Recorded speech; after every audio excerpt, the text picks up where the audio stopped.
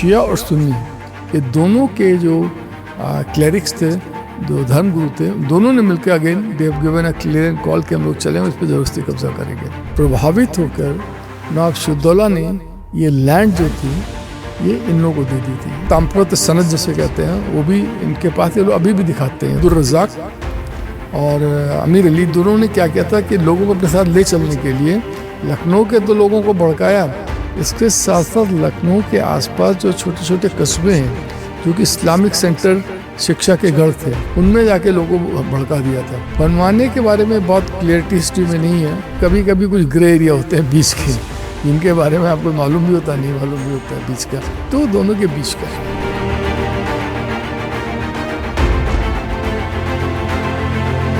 राम मंदिर में अभी चंदा चोरी का विवाद थमा नहीं कि एक और नया विवाद शुरू हो गया है, और वो विवाद है हनुमानगढ़ी में नमाज पढ़ी गई या नहीं, तब जब मुलायम सिंह यादव मुख्यमंत्री थे। सीएम योगी आदित्यनाथ ने एक बयान दिया और कहा कि जब मुलायम सिंह यादव मुख्यमंत्री थे उस दौरान हनुमानगढ़ी में नमाज पढ़वाई गई थी, जबकि इसके काउंटर में ब्रजभूषण शरण सिंह ने कहा कि ऐसा कभी नहीं हुआ, बल्कि हनुमानगढ़ी की नींव ही रखवाई थी एक मुस्लिम ने। हालांकि इन सभी मुद्दों पर इतिहासकारों की क्या राय है हम समझते हैं, जानते हैं। हमारे साथ प्रसिद्ध इतिहासकार रवि भट्ट जी हैं, जान लेते हैं इनसे। सर, नया विवाद शुरू हो गया है हनुमानगढ़ी का, इसको लेकर क्या कुछ आपके पास तथ्य हैं, क्या कहेंगे?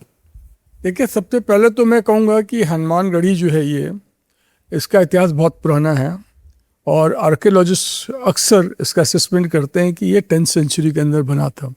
पर मैथोलॉजी के हिसाब से तो आप जानते हैं जैसे कि हनुमान जी ने यहाँ पर राजा राम और सीता जब लौट के आए थे अयोध्या, तो उसके बाद के अंदर हनुमान जी ने यहाँ पर आके निवास किया था अपने केव के अंदर। आइडिया था कि वो इसकी रक्षा करेंगे। ये this is a mythology, this is not history exactly. और हिस्ट्री के हिसाब से इस मंदिर को कुछ लोग डेट इसकी 10th सेंचुरी बताते हैं, और मैथोलॉजी के हिसाब से इसका स्कंद पुराण के अंदर भी इसका रेफरेंस आता है शुरू में। और 6th सेंचुरी के अंदर घरवाल ने इसको बनवाया था, आप जानते हैं अयोध्या मंदिर को बनवाया था। इस मंदिर को बनने के बाद में इसके अंदर 2 सोर्सेज हैं किताबों के। एक सोर्स जो है उसका नाम है फसानाए इबरात, जिसको लिखा है रजब अली बेग सरूर ने, जिसको लिखा है उस किताब से, और एक है साहिब बहादुर शाही। ये दोनों बुक्स ऐसी हैं जिनके अंदर इस बात का जिक्र है कि औरंगजेब ने यहाँ पर जो मंदिर था उसको डिस्ट्रॉय किया था। अब ये दोनों ही लोग हिस्टोरियन नहीं थे भी, मैं बता दूँ। किताब में लिखा होने का मतलब ये नहीं होता है कि वो इतिहासकार ही हैं, पर उन्होंने ये लिखा। तो लेकिन ये सेकेंडरी सोर्स तो हम एक्सेप्ट करेंगे, इनको प्राइमरी करें या ना करें। तो इसका अंत ये निकला कि ये बाद में, उसके बाद में इस इलाके को ऐसा माना जाता है कि इसको दोबारा जब सल्तनत कमज़ोर पड़ने लग गई थी, मुग़ल सल्तनत औरंगजेब की 1707 में डेथ के बाद में, जब मुग़ल साम्राज्य की नींव हिलने लग गई थी, उस समय तमाम इलाकों के अंदर छोटे छोटे लोगों ने सर उठाया और अपने इंडिपेंडेंस को डिक्लेयर किया। जैसे कि अगर आप देखें तो 1717 के अंदर कलकत्ता के बंगाल के नवाब ने अपने को कर दिया था डिक्लेयर, और 1724 के अंदर कर दिया था आपको जो हैदराबाद के निज़ाम ने अपने आप को कर दिया था। इसी ढंग से यहाँ पर छोटे छोटे चिफ्टन्स थे, उन्होंने कर दिया था। तो उसके बाद में इस पर अधिकार जो हो गया था इन लोगों को हो गया था। ऐसा माना जाता है कि ये रामानंदी जो पंथ है या संप्रदाय आप कह लीजिए, उन लोगों का जो वो संत थे उनका इसके ऊपर हो गया। उनको बैरागी भी कहते थे, उनका इसके ऊपर। और वो लोग थोड़ा से मिलिटेंट भी थे, मतलब तो कुछ लोग एक कहते हैं उन्होंने कब्जा कर लिया, पर मेरे को लगता है कब्जा क्या कर लिया, कमज़ोर पड़ चुके थे तो ऑलरेडी वो पूजा पाठ कर रहे थे तो वहीं अपना शुरू हो गया। उसके बाद में इसको ऐसा बहुत, ये खुद ये लोग बोलते हैं जो मंदिर पे जिनका आजकल आधिपत्य है, तो उनके पास ही वो कहते हैं, उनका कहना ये कि एक ताम्रपत्र भी दिखाते हैं कि ये जो जगह थी, ये जो यहाँ के जो 3rd रूलर थे उनका नाम था नवाब शुजाउद्दौला। ठीक है, नवाब शुजाउद्दौला आसिफुद्दौला के फादर थे, जिन्होंने कैपिटल शिफ्ट करी फैजाबाद से लखनऊ पे उनका इंतकाल होता है 1775 के अंदर होता है। 1754 से 1775 का उनका पीरियड है। तो ऐसा माना जाता है कि कुछ लोग वहाँ का कहना है कि उनके लड़के को इन्होंने क्योर कर दिया था। कुछ का कहना है कि नवाब सिराजुद्दौला को खुद को स्किन में डिजीज हो गई थी, उसको ठीक कर दिया था, जिससे कि प्रभावित होकर नवाब सिराजुद्दौला ने ये लैंड जो थी ये इन लोगों को दे दी थी। पूरे 52 बीघा। हाँ, वहाँ पर जो था वो इसके आसपास के इलाका भी दे दिया था। तो एक तो ये है इसका ये, तो तब से यहाँ पर, और एक ताम्रपत्र सनद जिसे कहते हैं वो भी इनके पास, ये लोग अभी भी दिखाते हैं, लोग सनद जो वहाँ पर दिखाते हैं, तो वो इनके पास आ गई। इसके बाद में 1855 के आसपास की बात है। यहाँ पर एक बार फिर क्या हुआ था कि ये इस इलाके, अच्छा चूँकि यहाँ पे एक ज़माने में ये माना जाता है मस्जिद रह चुकी है, उसके बाद में मंदिर बना, तो मुस्लिम लोगों में थोड़ा सा असंतोष था, मुस्लिम कट्टरपंथियों में। तो एक बार इन्होंने क्या करा कि यहाँ पर 2 बार ऐसा हुआ। एक गुलाम हुसैन करके एक आदमी था, उसने एक बार क्लेरियन कॉल दे दिया था कि हम इसको जिहाद की कॉल दे दी थी, इस पे जाकर जबरदस्ती हम कब्जा कर लेंगे।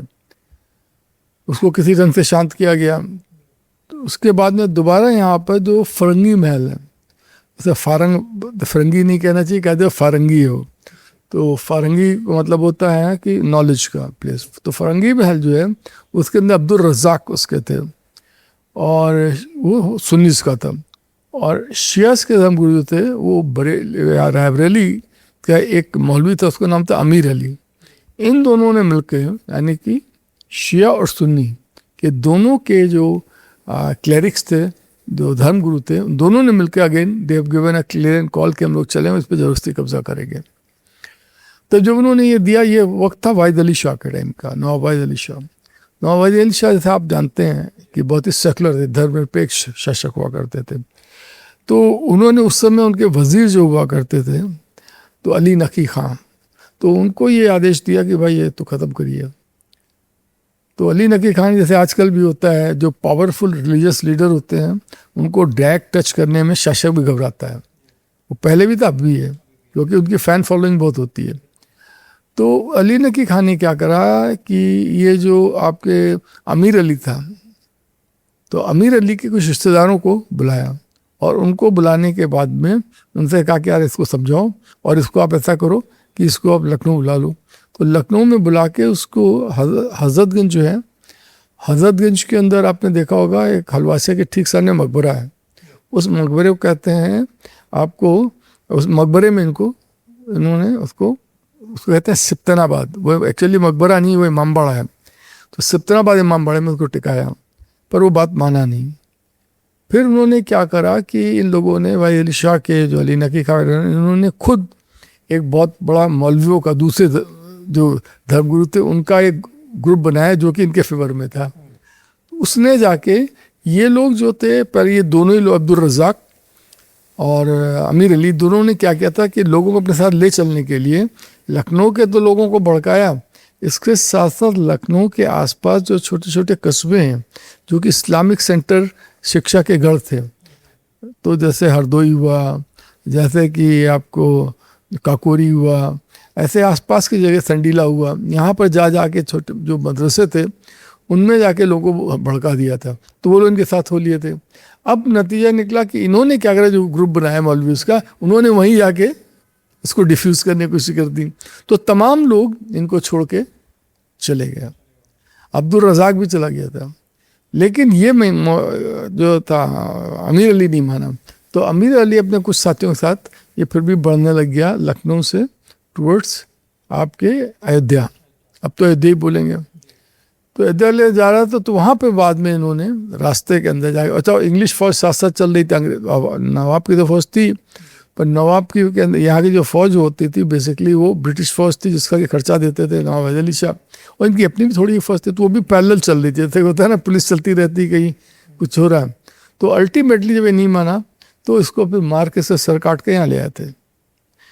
तो 1855 के अंदर भी क्लैश हुआ था वहाँ पर भी। उसके पहले, उसके थोड़े दिन पहले, इसके जो ये हम बता रहे हैं कि थोड़े दिन पहले वहाँ पर भी क्लैश हो चुका था हल्का सा हिंदू मुस्लिम का, वहाँ पर कि मतलब हमें वापस मिलनी चाहिए, मुस्लिम चाह रहा था, पर वो नहीं मिला। तो अभी जो ये बयानबाजी चल रही है, क्या लगता है आपको, वाकई में वहाँ मुस्लिम शासक ने ही हनुमानगढ़ी को बनवाया था? क्योंकि कई बार इसमें तमाम कंट्राडिक्टरी आ रही है।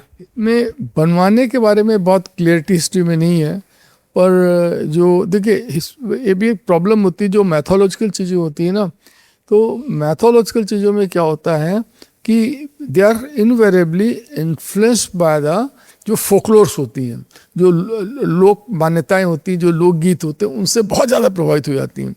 वो इतनी ज़्यादा प्रभावित हो जाती हैं कि ओवर अ पीरियड टाइम अगर उस विषय पर काम नहीं किया गया है, भाई हर चीज़ पर हिस्ट्री काम करती नहीं है, भाई हिस्ट्री जो मेन चीज़ हिंदुस्तान की लिखी गई, ये तो है नहीं कि शुरू में चलिए हर चीज़ पर, अब आज इसकी इंपॉर्टेंस बढ़ गई है, तो अगर उस पर विशेष काम नहीं किया गया है तो they are heavily influenced by the folklores और जो लोक मान्यताएं हैं।